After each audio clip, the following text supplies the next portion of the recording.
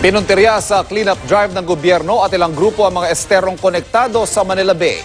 Sangkaterbang basura ang nahakot sa loob lang ng ilang oras. Nakatutok si Mav Gonzalez. Wala nang makitang tubig sa kapal ng basura sa Estero de Binondo sa Maynila. Ang mga tauhan ng gobyerno at volunteer nanliit sa lawak ng lilinisin. Madaling araw kanina sinimulan na nila ang paglilinis sa mga estero ng 10 ilog na dumadaloy sa Manila Bay.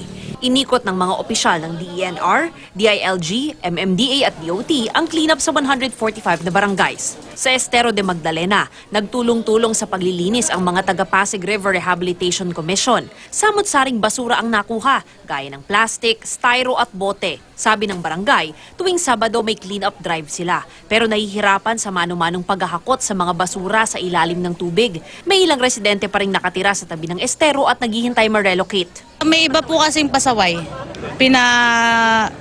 Community service ko po, ma'am. Opo.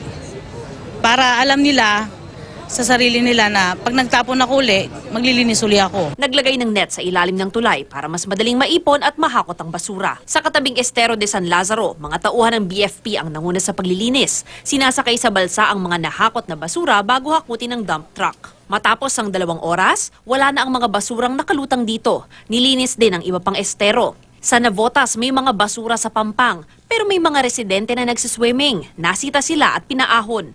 Ito kami nag-concentrate sa sources. Kaya ito, ang problema talaga rito ay basura.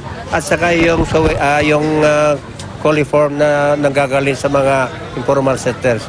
Pag nasolve natin ito, ay medyo lilinis lalo yung Pasig River, lilinis lalo Manila Bay. Yung memo circular ko na ipinalabas para mag-clean up ang mga barangay, that is already a rule. Kapag hindi nila ginawa yan, merong kasamang sanction. Mav Gonzalez, nakatutok, 24 oras.